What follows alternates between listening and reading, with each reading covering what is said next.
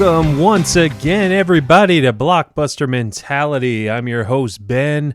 Got another fun show for everybody. Before we get started, make sure you are subscribed to us on iTunes. Rate and review us. It helps us out a lot. Been climbing those charts. Make sure you're following us on Twitter at BlockbusterCast and Instagram at Blockbuster Mentality. That's where you'll get all the updates on the shows. Just put on our story who we got coming up. Hope everyone's doing all right. I know didn't release an episode last week, but we're back and we're going to have weekly shows for the foreseeable future. Got a lot of cool guests coming up, but today's guest is comedian Mark Normand.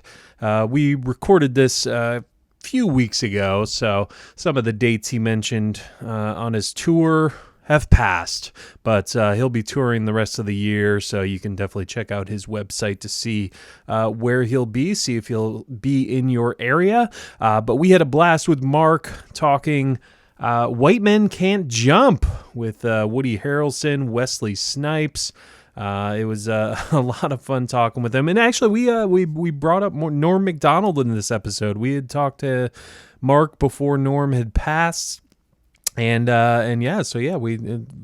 we paid tribute to him without even knowing he was going to pass. So we had a lot of fun. I know I always say that, but hey, I have a lot of fun doing the podcast. So.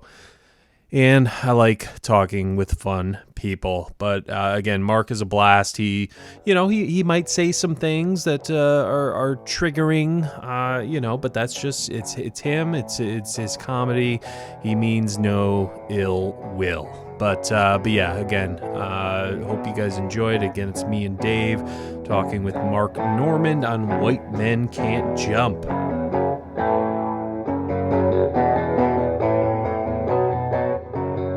There we go. Hey, there he is. Back. Look at that.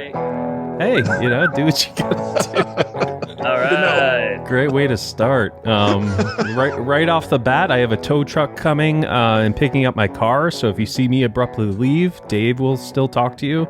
I just have to sign something and that's it. But, What happened? Yeah, bad alterator? Yeah, it's a bad combustion rotary dirter.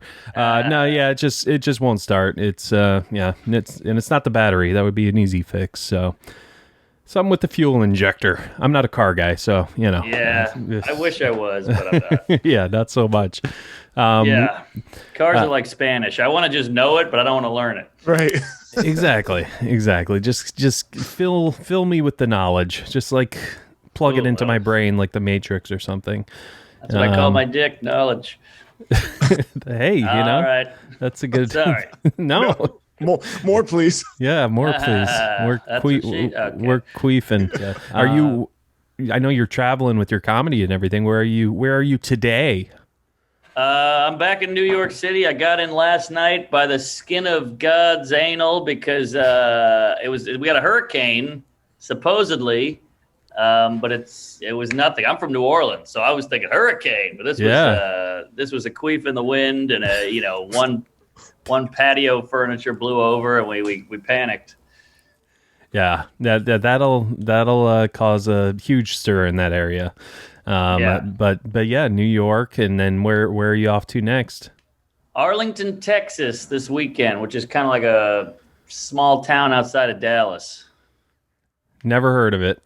Yeah, no one has, but they got an improv there, and they got a lot of rich Southerners, so we'll try to have a good time and make some money. Do you alter your set depending on the audience? I got one set, and that's what I do. I mean, I look at it like a movie, like this is the movie I have, and you're gonna watch Pulp Fiction in New York, and you're gonna watch Pulp Fiction in Arlington. So that's what you're getting, folks. You hired me, you're getting me. Now the whole I've heard you say it many times. I'm gay. Is that a thing to make people uncomfortable? Is that what you're trying to do? I run out of things to say. I'm scared of silence, so I just started filling it with all kinds of random shit, like certain words: praise Allah, queef it up, I'm gay, Jews, kids in cages. I just got to keep going because I'm anxious. Yeah, so you do not like silences. We are full of awkward silences on this show, so you should fit right in so we can hear those clips. So it seems like a form of Tourette's, would you say? Maybe. I can control it, I guess, but I do it out of comfort. I'm like trying to save myself. Tourette's, I think, is involuntary. I'm doing it on purpose because I'm freaking out. Yeah. Tourette's are trying to shut down the Tourette's because they're freaking out. Right. So you won't say "I got a bomb" when you're on an airplane because you know you shouldn't say it. Like that's right. Like people with Tourette's will say that because they know they're not supposed to, but they'll blurt it out. I do have comedy Tourette's where they go, "Don't do any jokes about the Taliban," and I walk up and I go, "Hey, I just got back from Kabul. Ooh, boy, there was no women on the lineup.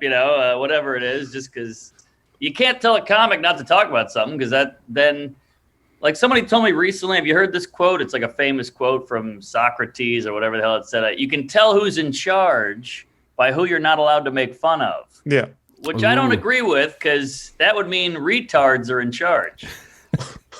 Right? You can't make fun of retarded people. Yeah, I mean, Maybe they are. Maybe they're talking about politicians. Yeah, exactly. Like, they're not very smart, so... that's right. What are we talking? Politicians or retards? I was talking about politicians. Yeah. Yeah.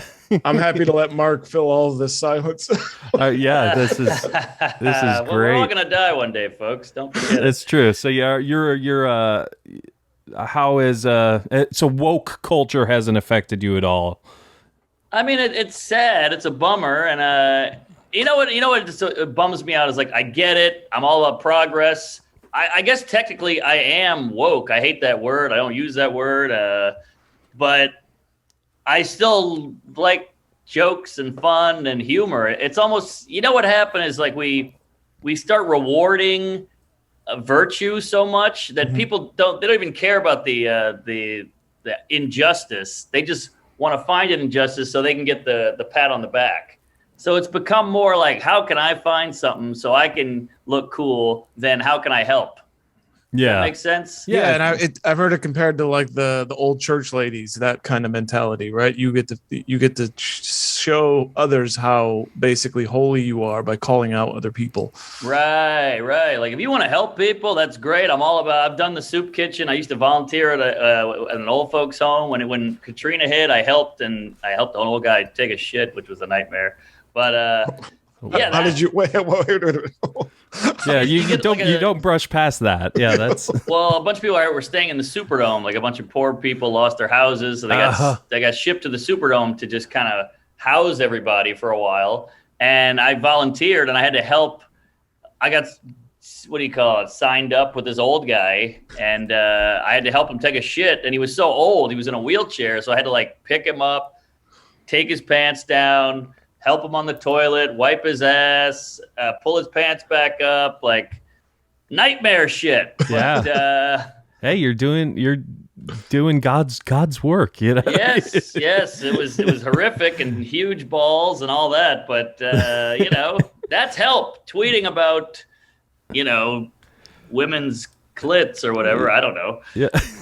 That's it's not doing anything. Yeah, I saw a meme the other day of it was like from like Toy Story or something. He's dropping the toy saying, "I don't want to play with you anymore," and on the toy it said BLM, and now it's white girls posting support Afghanistan on Twitter because they want to do that now. So it's like it's all about what's the hot cause to be supporting right now. Yeah, exactly. Yeah. So it's like. I saw a fucking meme the other day that made my asshole pucker. It said, why aren't people, everybody, Cuomo, everybody's attacking, Trump, everybody's attacking. We get it. I get it. These guys did fucked up shit. But like, why is no one attacking the Taliban, really? You don't see Jennifer Aniston, like the Taliban, like they're shooting women in the face for talking or driving or whatever. Like, why aren't you just tweeting about that? And somebody wrote under it because no one's told them what to think yet. Oh, and I was like, damn. Mic drop. Yeah, I mean, it's so true. It's so true. Yeah, it's like, well, is it cool to do this thing now? Right, I don't know. Yeah. Like, are the Asians safe? Do we save the Asians? That's just yeah, over. That got brushed over. Apparently, yeah. There's no more Asian hate. I guess. I guess not. It's just it's fascinating. That's done. Switching gears a little here. You said New Orleans. I assume are you a sports guy first of all? I love MMA. I'm obsessed with MMA. I watch every fight. I know about all the fighters, but that's about it. I like watching basketball. I like watching football. I love going to games. I love a baseball game or a hockey game, but I don't follow it. I don't keep up with the trades or anything. So okay, so you don't have like a team. Like you're not a Saints fan. Guy. Yeah. Okay. So but I don't really keep up. I'm not like, oh, I lost the spread. Were you not that guy. Yeah, you're not gambling guy. Do you gamble? Do you gamble on MMA? A little bit, just like, hey, I got $50 on Poirier or something, but I'm not like getting a bookie and stuff. Yeah, and you're not gonna, which we'll talk about. You're not gonna be Woody Harrelson and just, do your whole life savings and, bet it away. That's good. Good on you, man. Good on you. Yeah, Norm Macdonald's got a problem with gambling. Yeah, I heard, man. Have you met him? I met him briefly in a hallway of a comedy club. Sorry, little bless you. And he was super cool, super nice, tall guy. He's like 6'2", 6'3". Yeah. And my podcast partner Joe List, he's obsessed with Joe List, and so we kind of bonded over Joe. And I took a photo with him, and that was it. But he couldn't have been nicer. Yeah, I love him. He's just so freaking funny. It's humor. It's an acquired taste humor, but it once you catch on, it's just gold. Yes, genius level humor. Were you excited that New Orleans got a basketball team? Yeah, I love it. I love anything. New Orleans, when I was growing up, was always a little bit divey, and it was just like you came in, you got drunk, you had a bachelor party, and you got the fuck out. So when shit is communal in New Orleans, I love it. I love a basketball team. We had a hockey team for 10 minutes. That shit the bed. But yeah, I want the city to grow and prosper. So I love that the basketball team is still around, but I do hate the name.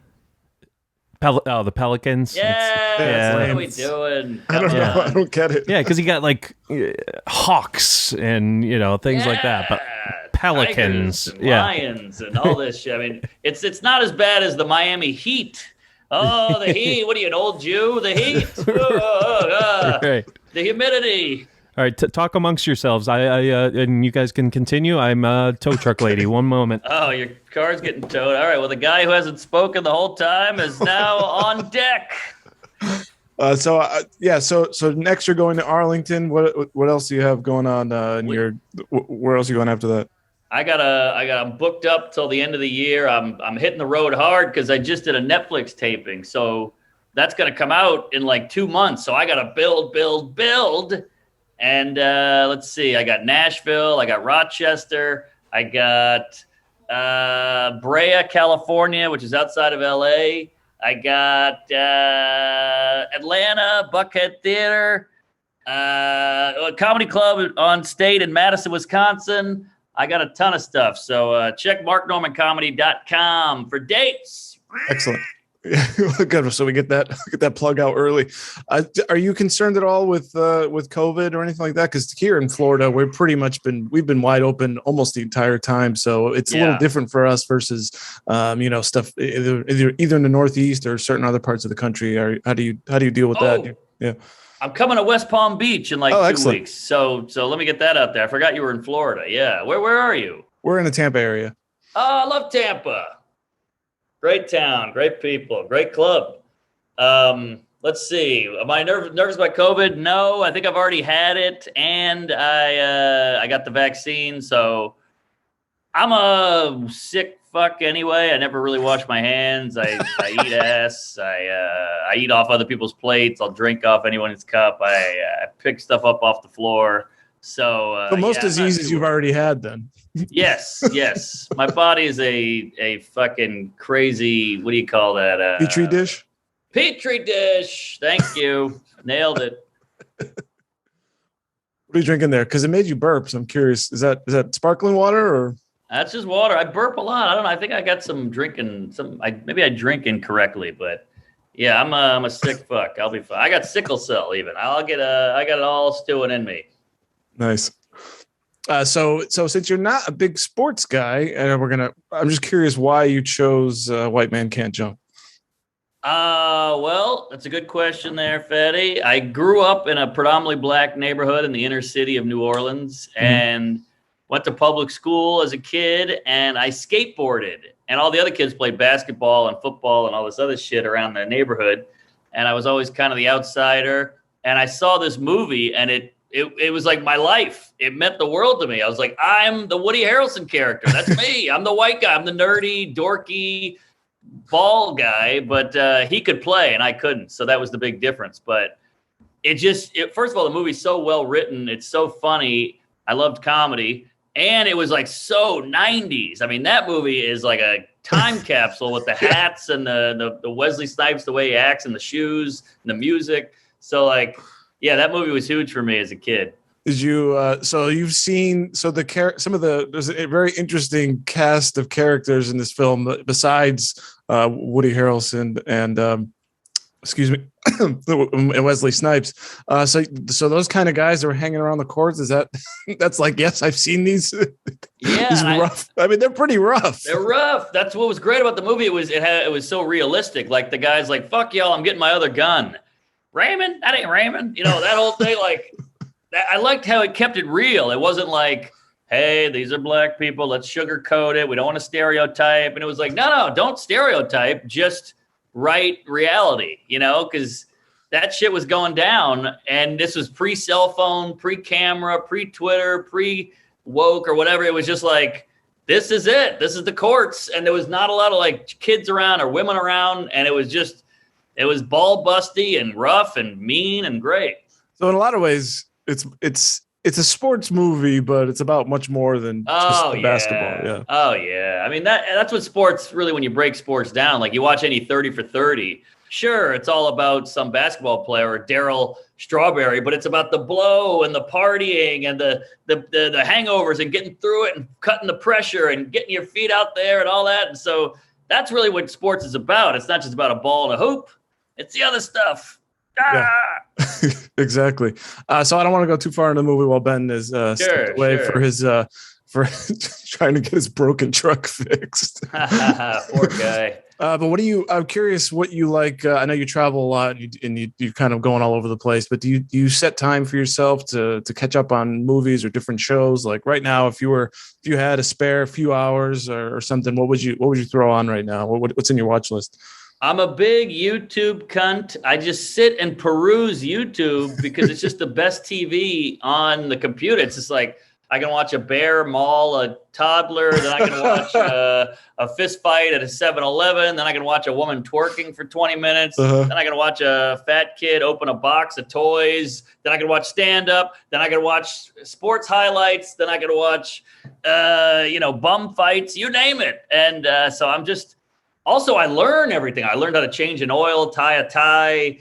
Like, what's the best exercise for this muscle? What's the best way to unclog a drain? And it's got all that too. So it's literally a how-to tell-all entertainment grab bag. I love it. I know. I was thinking about that not too long ago because it's especially DIY stuff around my house, which I just had no idea how to do. I mean, it's even something like I moved some ceiling fans around the house. I've never done it before. I don't know what I'm doing. Yeah.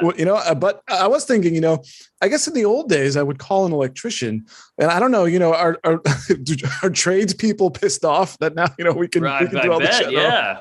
I think it's how comics feel about memes. You're like, hey, come on, that was our thing. We make the jokes. What are you doing? Yeah. Yeah, I think you're right. The YouTube suggestion algorithm must be really wacky. I'd like to be able to sign into your account and see your watch history or whatever your up next is. It's pretty wild. It's very random. And then I also have a special on YouTube. I have videos on it, so I like to monitor where the numbers are at, check some comments, see all the analytics. That's That's important too. Sorry, so you have a podcast, right? Or do you guys you have two podcasts? Are any of them on? Well, first of all, what are they?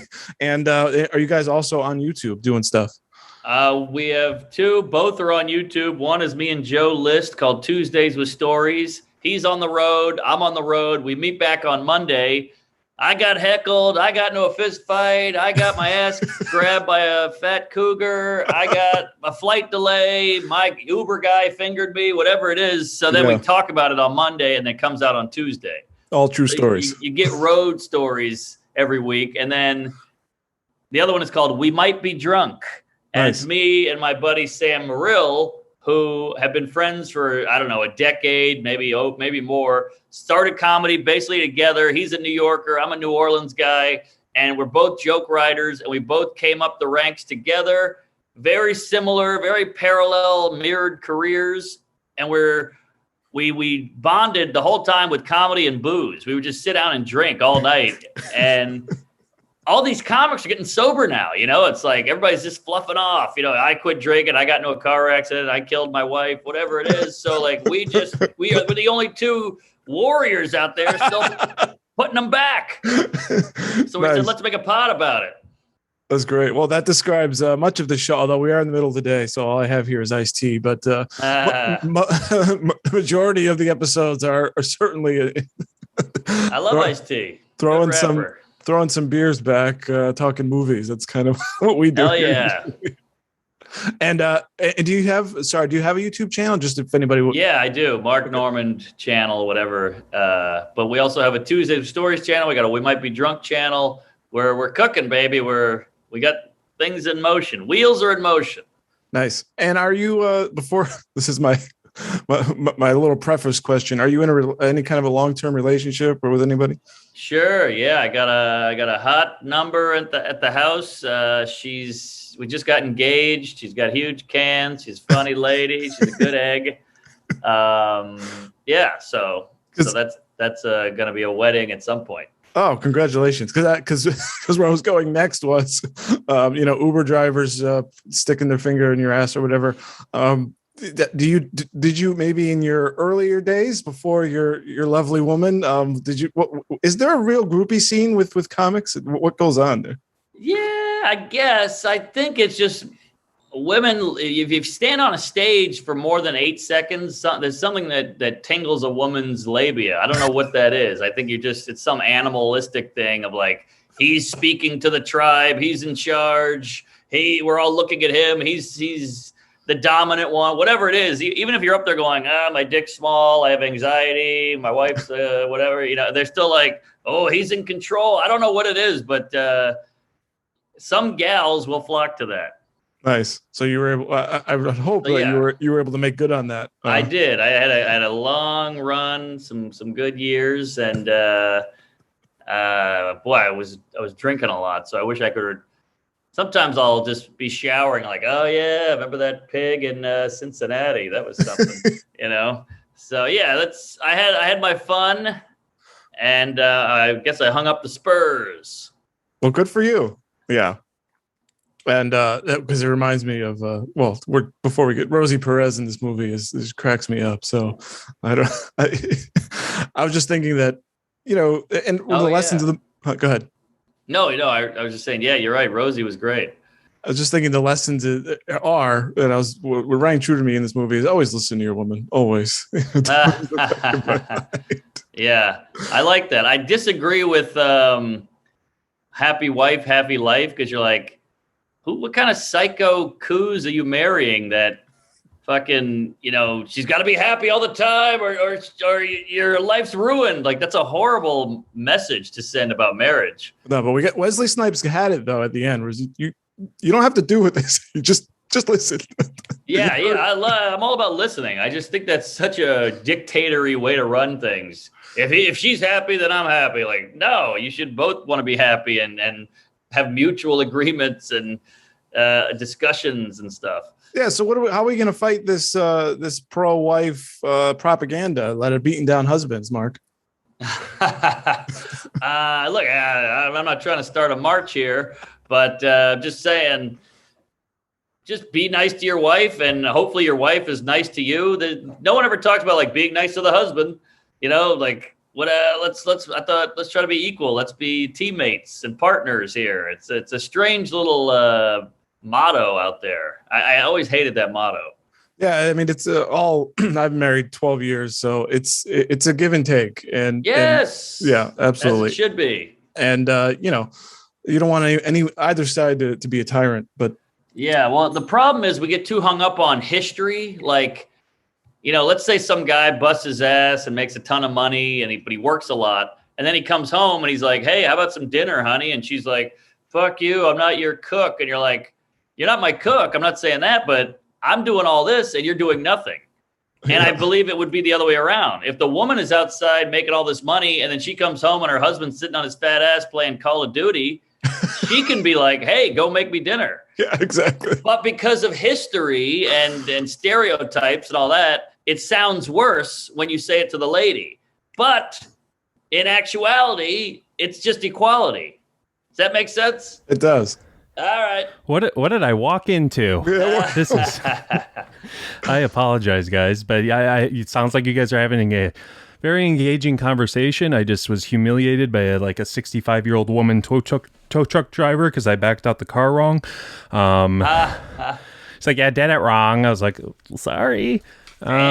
So yeah, ballsy lady with the tow truck. You don't see a tow truck skank every day. Yeah, exactly. Especially, like in her 60s. Like that's just strange. And she made me go inside and fill her water with water and ice. I was like, oh, okay. Wow. She was nice, for the record. She was nice about it. She happy tow truck driver, happy life, I guess. I know, right? Did we get into the movie yet?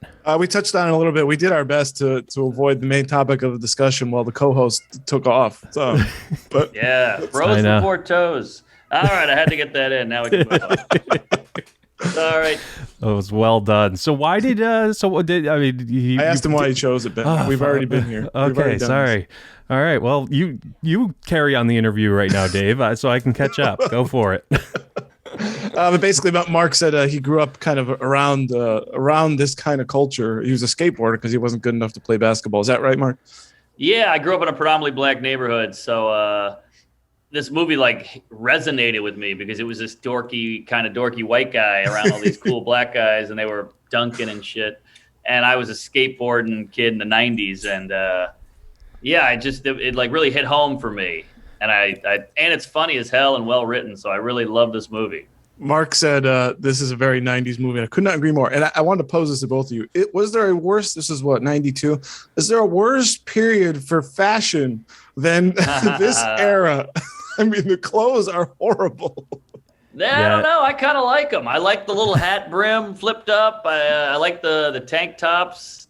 A lot of bad colors. There's a lot of pinks and yellows, but fashion today is not pretty either. Let's be honest. Yeah. Those fucking clunky Fila white horrible shoes that girls wear are so stupid. Well, I like the biker shorts under the shorts. I don't know what was going on there. Yeah. And the plunging tank top that Wesley's wearing, and that was bad. But I mean, it's he was glistening, and I'm sure the handsome man. Yeah, doesn't pay taxes apparently. Yep.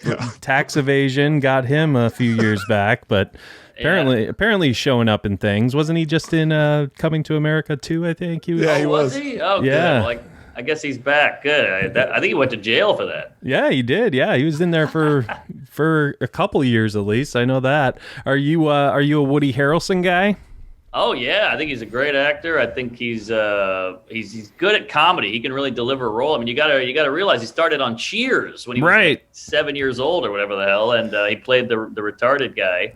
But yeah, he's great. He's underrated comedic actor and always good in everything he does. From Texas, his dad's a hitman, by the way. Fun fact. Yes, I know. Yeah, I was. I think Mark Maron tried to bring it up during his podcast with him, and he was just kind of standoffish about it and really didn't want to talk about it. It was just like, okay, I'll move on.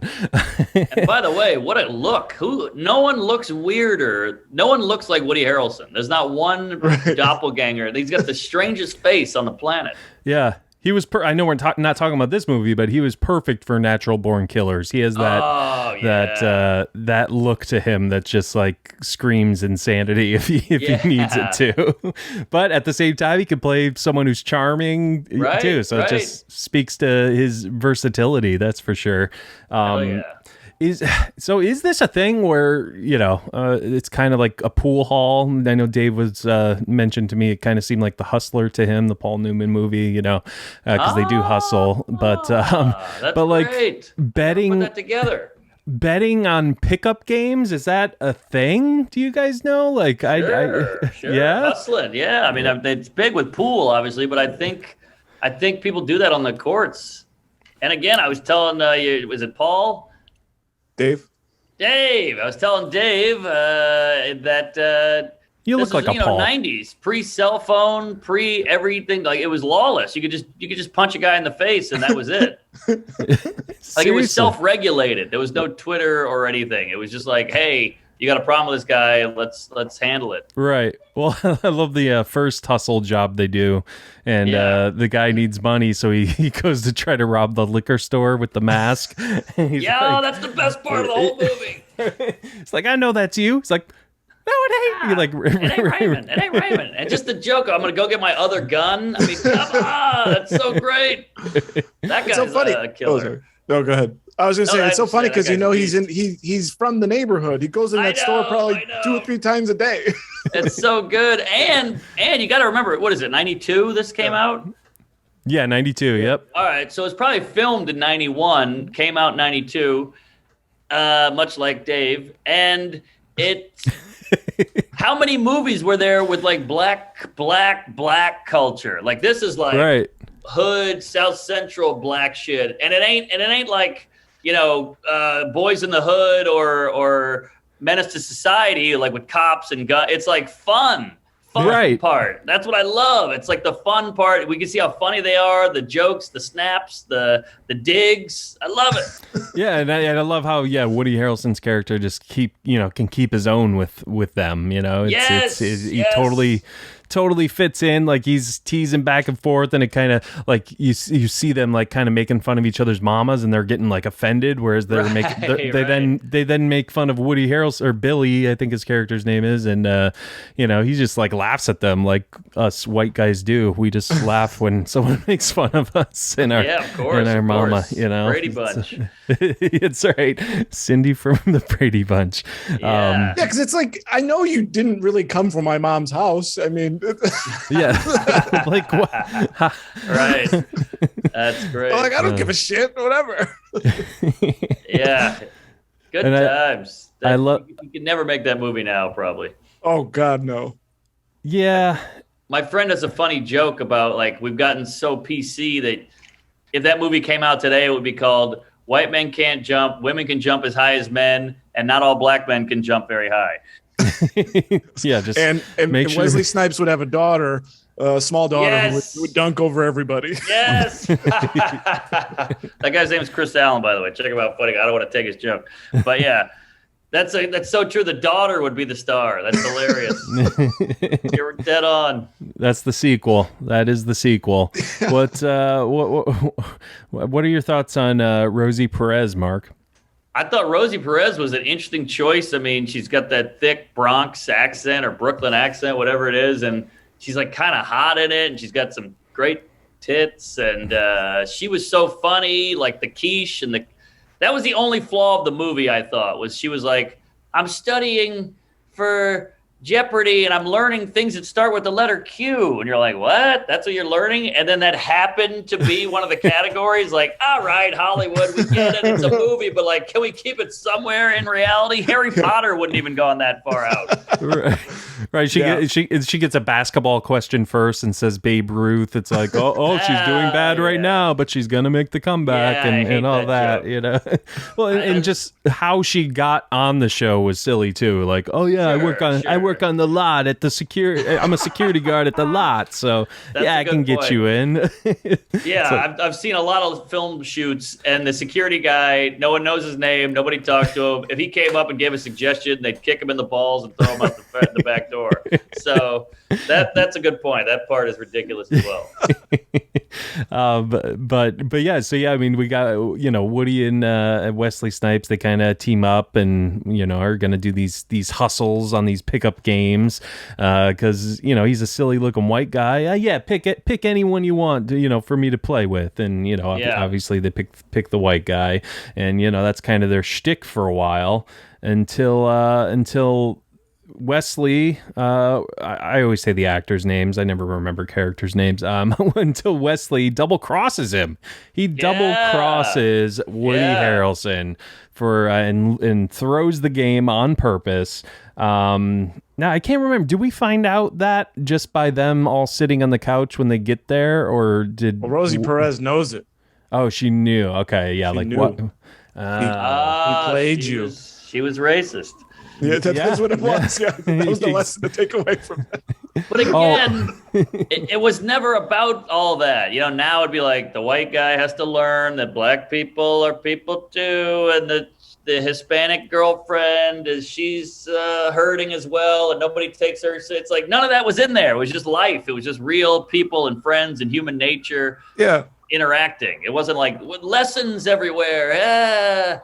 I like that too, and because both characters, they had prejudices, if you want to use that word, towards each other. Obviously, they played on the fact that Woody Harrelson's a goofy-looking white kid, and every black guy on the court is going to look at him like he can't play. And it goes back. There's a lot of this for both of them. They both have to learn about each other as human beings. So yeah, I like the way it did it. And that's the lesson. You just nailed it on the head there, Dave. You can call me Paul. Paul, you just nailed it on the head, because the beauty of the movie is they're all flawed in their own way, obviously. Woody Harrelson's a goofy white guy, dorky. He's on a court with a bunch of black people. He's the minority in this situation. Yeah. So he's aware of that. It's a flaw, but he flips it to use it to help him. And I think that's what life's all about, is like, what am I not good at? How can I make those things, like what tools do I have and what tools do I not have? And how can I make something out of this shit? Exactly. And I think that's such a great message for the kids at home, especially my fucking honky ass. That's what makes it sad that this movie probably wouldn't get made, because you basically lose the entire point of making this movie is to be able to tell this story. And now we can't even tell the story that we're supposed to be able to tell. Here, because they got to force the shit down your throat about the women can play ball. The WNBA is a evil organization. It doesn't make enough money, and we should be giving them as equal money, even though not as many people come out and see them, including women. But we got a real message here. Exactly. And Woody, he's the only white guy out there. He actually has the balls to show up, and that he just knows, because he knows his skill set. He knows he can, take them on, socially and basketball wise. And it's it's good on Woody. Good on Woody. Also, another great note as a guy who went to film school for 7 minutes, but the cool thing about this movie is it breaks the whole format a little bit. Like every movie now is like guy likes girl, guy tries to get girl, conflict, loses girl, but gets girl at the end. That's basically every movie narrative. But this is friendship, and the girl is like a side story. It's like the B story, like keeping Rosie. Rosie's great. How do we keep Rosie? I lost Rosie. But it really is about Wesley and Woody together. That's really the crux of it. And that's kind of cool, that it's not all that's just this Notebook Titanic shit. It's actually a friendshhave movie. Yeah, it's bromance. Bromance is one of the great bromance movies that has graced cinema. It is about them too, because I mean they have their thing going. He double crosses them. They have a falling out, and then Woody needs help from Wesley Snipes first, before Wesley then needs help from him. So like you got that back and forth, right? And it's not like because it seems like it might be with him and Rosie Perez. Like, oh yeah, they're gonna end up together. But I kind of like that they were more real about that. Like he finally did enough to where she's like, all right, I can't take this guy anymore. Constantly doing this, Right. and us as an audience are constantly like, what are you doing? Stop doing this. Yeah. Not Like to mention, what else happened in 1992 that was a big deal? Rodney King riots? Yeah. Rodney King. Hey, there you go. Ding, ding. So when are we more racially divided? And now we got this movie where a black-o and a white-o come together. Pretty good for society. Yeah, I'd say so. And yeah, look at everything that's happened in the last year and a half or so. Why don't we need this movie now more than ever? You might say. Yes. Here. But yeah, we cannot call it white men can't jump. Just how about some men can't jump? Thank you. Leave it at that. Appreciate it. Leave it Some at that. people. Yeah, some people, not some men. Yeah. Some people can't jump. There we go. It's kind of interesting. There's Rosie Perez. I mean, I think it's good that in a way, yeah, it's not a traditional love story because they don't end up together. I don't think really, as Wesley Snipes says at the end, I don't know if you guys are really good for each other. She was kind of an enabler to him in a lot of ways. She kept taking him back. And I think this had to happen in order for him to kind of grow up in a sense. I think you're right. Yeah, she was an enabler, but I think was ultimately better. She was not better. What's the word I'm looking for? She was out of his league. Yeah. Like he was shooting up with her. Was it playing up? What's the he outkicked his coverage when he got there. There you go. What a good save. And so he was holding on by a thread the whole time. So he's lucky he got what he did. And I think he realized that. And she walked. I think that's a better ending. Yeah. I mean, obviously you needed him to lose that $2,500 or $5,000 after they do the tournament for the story. But I think as a friendship thing, I don't think Wesley Snipes should have kept the money when he couldn't dunk right there. Like, what are you keeping the money for? You guys are buddies now, it seems like. Like, what? I guess a bet's a bet. I mean, I guess that's kind of what they say during the movie. Like, you lose, it's you got to take it, And Wesley Snipes needed that money just as much too. I mean, yeah, that's true. Yeah, everyone in this movie is pretty desperate in their situation. Yeah. They can't seem to get out of it. So, what would you do? I mean, I know it's bad friend, but bad friend versus $2,500. I don't know. And that was 1992 $2,500, which exactly is like, $6,000.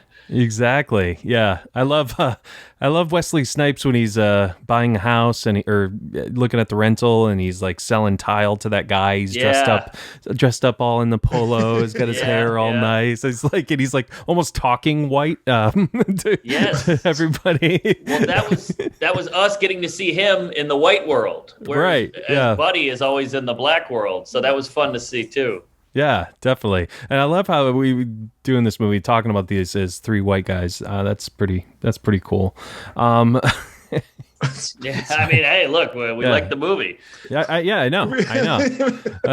That's one of those weird things where people are, three white men sitting around talking about BLM. You're like, well, it exists and we talk about things. So yeah, should we change our skin color for the conversation? I never got that. I know. I was more making fun. I'm not even gonna. Let's just move on because I'm not even gonna excuse myself for saying about three white guys sitting around. I was. No, I'm not knocking you. I'm just saying. No, knock away, bro. Knock away. It's silly when people do that. It really is. It's like, do you not want us to talk about these issues? Do you not want us to solve these problems, or do you like? I thought silence is violence. Which one is it? Yeah, I don't know what to do. Don't know what to do. But yeah, I mean, it's a great, just basketball movie all around. Great movie all around, and I love how there's these unnecessary backwards layups they do, during games. It's like, why are you taking that shot? I mean, this is got like money on the line. Like, come on. Right. But yeah, it's great. This was directed by, what was it? Shelton. What's his name? I got it right here. Ron Shelton. Ron Shelton, yeah, and he didn't really do. I guess he did Bull Durham, Tin Cup, a couple baseball and a golf movie, and the cinematic masterpiece Hollywood Homicide with Harrison Ford and Josh Hartnett. Ooh. So but yeah, he didn't really have other than those three, not much of a career after this, but interesting. More of a career than me. The writer is that's really the winner, the writer. Yeah, exactly. Actually, he was nominated for writing for Bull Durham, not for this. Sorry, Ron Shelton was. But yeah, let me look up the writer, folks. Ron Shelton wrote it too. Whoa, white guy wrote that? White guy wrote it. Wow, that's why it's shocking. I just love that so. What do we think about the dunk at the end? He finally dunks. Is it hurrah? Is it cheesy a little? Like what's the story there? What are our feelings there, guys?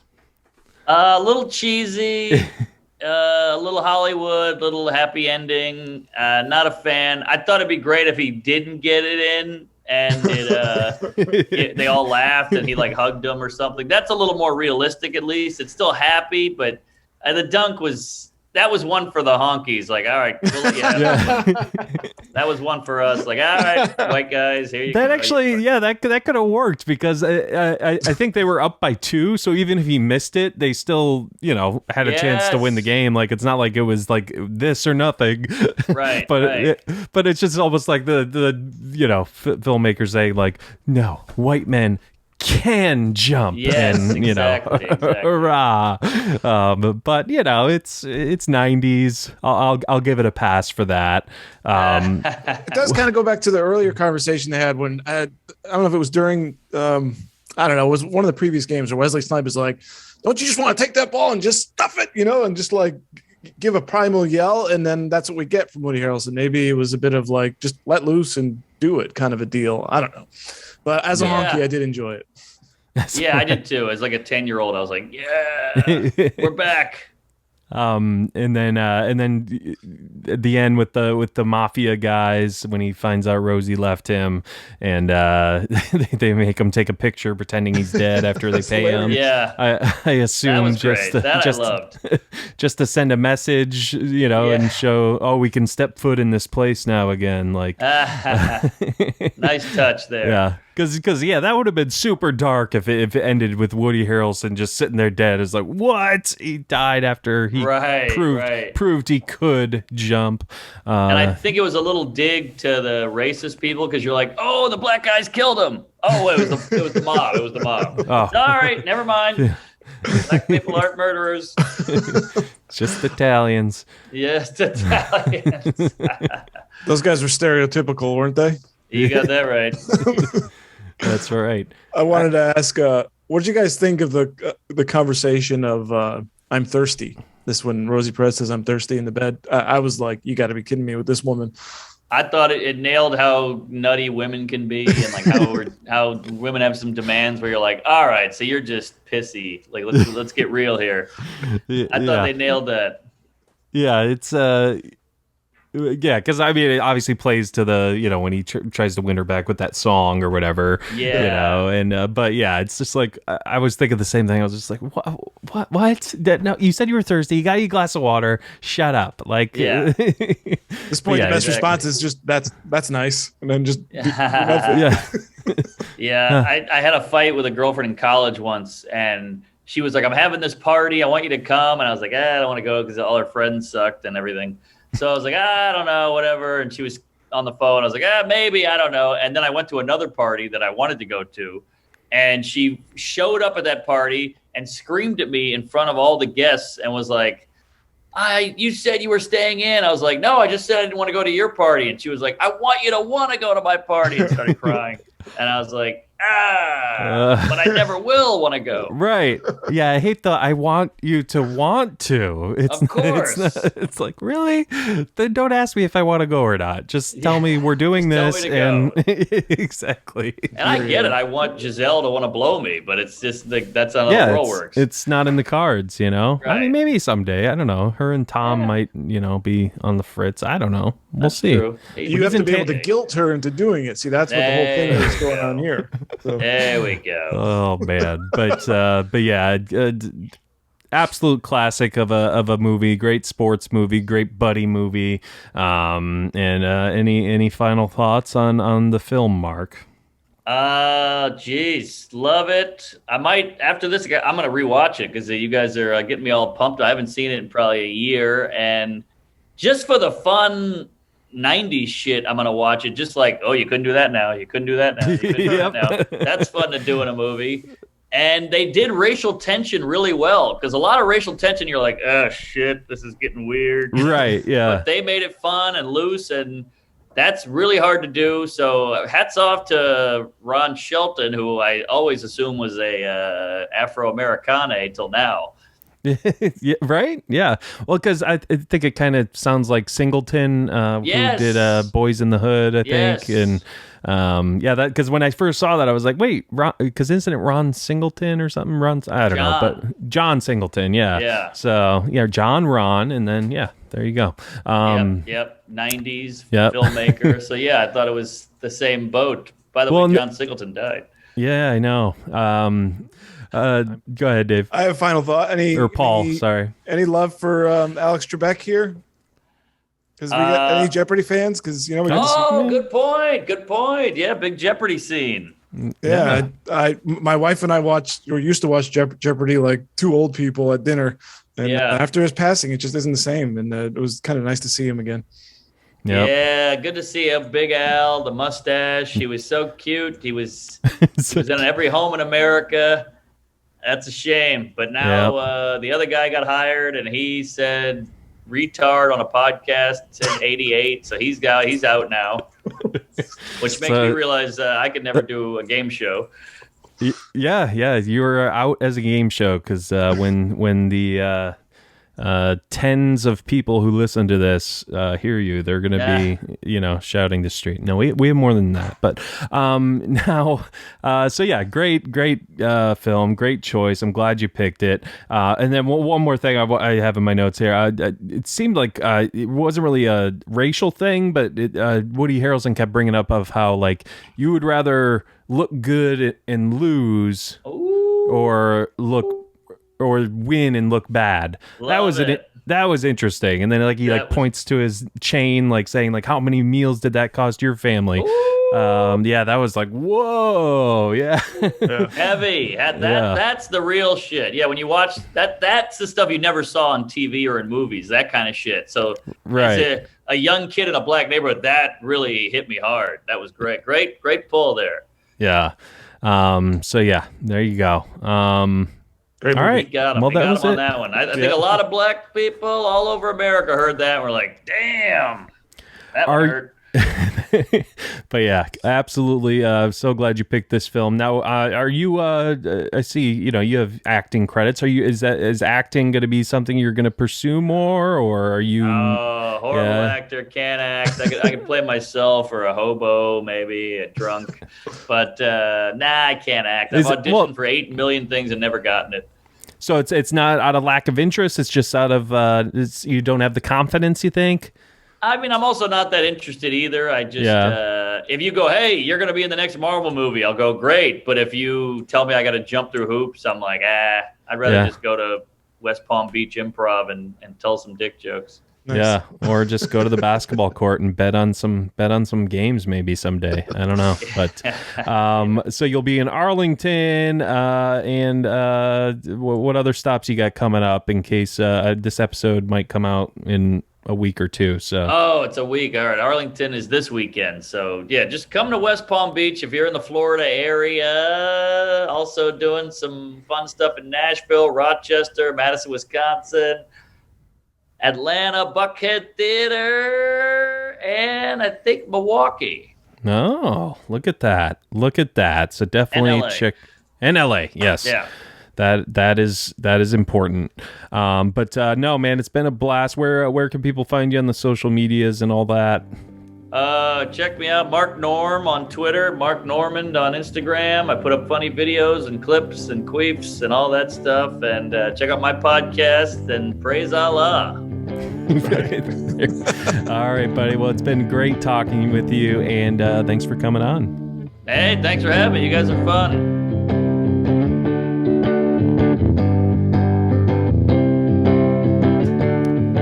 Well, there you have it, folks. Mark Normand, comedian, very funny comedian. Hope you enjoyed it. Again, follow us on Instagram at Blockbuster Mentality and on Twitter at BlockbusterCast, where you'll get all the updates on the show.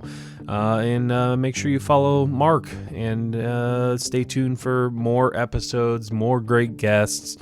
And I'm in it for the long haul, folks. I ain't going anywhere. So, all right. Well, that is it for me. For Dave and Mark, I'm Ben. And as always, grab some popcorn, grab some snacks. We'll catch you guys at the movies.